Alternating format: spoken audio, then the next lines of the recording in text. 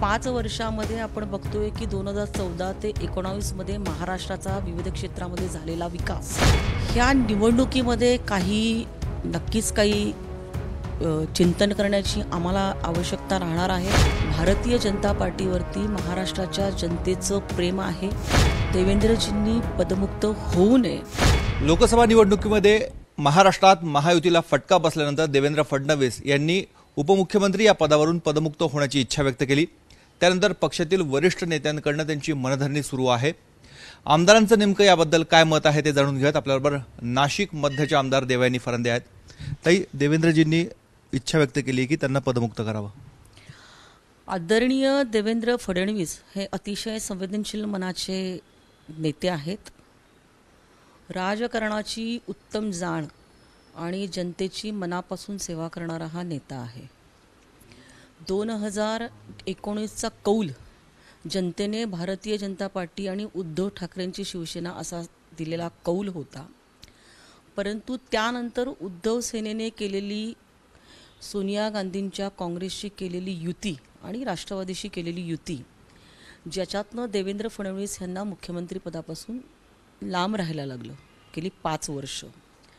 आणि त्यामुळे 5 वर्षामध्ये आपण बघतोय की 2014 ते 19 मध्ये महाराष्ट्राचा विविध क्षेत्रामध्ये झालेला विकास, मराठा समाज असेल त्यांना न्याय देण्यासाठी देवेंद्र फडणवीसांनी घेतलेली मेहनत, मला आठवते की त्या कालावधीमध्ये जे काही न्यायाधीश असतात त्यांची एक ज्याला आपण म्हणतो की अशी डमी सभा बोलवून की मराठा समाजाचं आरक्षण कोर्टामध्ये कुठल्या कुठल्या विषयांच्या बाबतीमध्ये चॅलेंज केलं जाऊ शकतं, ह्या विषयावरती देवेंद्रजींनी अशी डमी सभा बोलवून त्याच्यावरती काम अतिशय प्रामाणिकपणे त्यांनी मराठा समाजाला न्याय देण्याचं केलं। त्याचसोबत त्यांनी ओबीसी समाजाला देखील अन्याय होऊ दिला नाही। आपण बघितलं असेल की 1999 ते 2014 15 वर्ष काँग्रेस आणि राष्ट्रवादीची सत्ता महाराष्ट्रामध्ये असताना मराठा समाजाला न्याय मिळाला नाही, ओबीसी समाजाला न्याय मिळाला नाही, परंतु मराठा आरक्षण त्या कालावधीमध्ये शरद पवार साहेब जे आहेत हे मराठा समाजाला निश्चित स्वरूपामध्ये देऊ शकले असते, एवढं बहुमत त्यांच्याकडे होतं। परंतु 2014 ते 19 मध्ये हा मुद्दा पुढे आल्यानंतर त्याला अतिशय संवेदनशील पद्धतीने देवेंद्र फडणवीस साहेबांनी हाताळलं।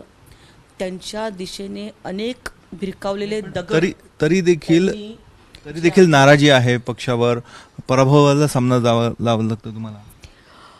ह्या निवडणुकीमध्ये नक्कीच काही राहणार आहे। पक्ष त्या दृष्टिकोनातून विचार करतो आहे। तसं बघितलं तरी निकाल जरी आज वेगळे आलेले असतील तरी भारतीय जनता पार्टीवरती महाराष्ट्राच्या जनतेचं प्रेम आहे। कालच आकडेवारी मांडून देवेंद्र फडणवीसांनी दाखवून दिलेला आहे। आणि काही त्रुटी ज्या झाल्या आणि जे काही चुकीचे नरेटिव्ह सेट करण्यामध्ये जे काही विरोधक एकही विकासाच्या मुद्द्यावरती बोलत नव्हते परंतु चुकीचे नरेटिव्ह सेट करत होते, त्याच्यामध्ये ते यशस्वी झालेले आहे। त्यामुळे हा जरी विजय विरोधी पक्षाचा आज जरी दिसला असेल तरी मी म्हणेल की हा त्यांचा पुढच्या कालावधीमध्ये फुगा राहणार आहे। येत्या कालावधीमध्ये निश्चित स्वरूपामध्ये भारतीय जनता पार्टी झालेल्या काही अडचणी आलेल्या असतील, काही चुकीचे नरेटिव्ह सेट केले गेले असतील, त्याच्यावरती आमचं काम केलं जाईल। नाही, पण देवेंद्रजींनी पदमुक्त व्हावं की नाही व्हावं? देवेंद्रजींनी पदमुक्त होऊ नये त्याचं कारण आहे की त्यांच्यासारखा एक अतिशय चांगला अभ्यासू नेता महाराष्ट्राच्या विधिमंडळामध्ये आवश्यक आहे।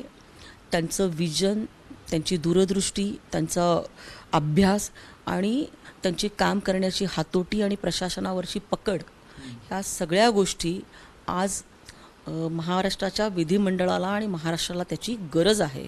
त्यामुळे देवेंद्र फडणवीस यांनी तुमचं काही बोलणं झालं त्यांच्याशी का? तुम्ही भेट घेत, सर्व नेते आमदार त्यांची भेट घेत आहेत, त्यांची मनधरणी करत आहेत, आपण गेले नाहीत?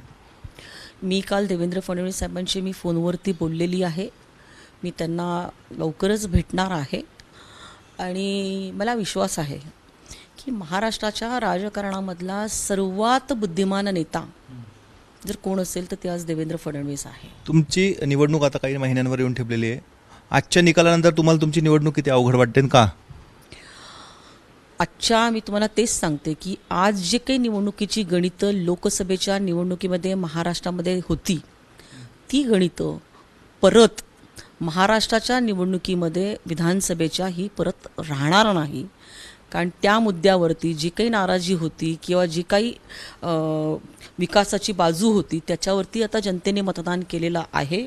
त्यामुळे पुढच्या निवडणुकीमध्ये विधानसभेमध्ये जो पक्ष एक सक्षम आणि निर्णायक बहुमत देईल आणि ती ताकद जर आपण बघितली असेल तर ती आज भारतीय जनता पार्टीची एकमेव आहे. पण नाशिकचं जे सीट पडलं तर त्याला काही अंशी भाजपला जबाबदार धरलं जात आहे. अशी चर्चा आहे की हेमंत गोडसे यांच्या उमेदवारीला सर्वप्रथम जर कोणी विरोध केला असेल तर तो भाजपमधनं झाला.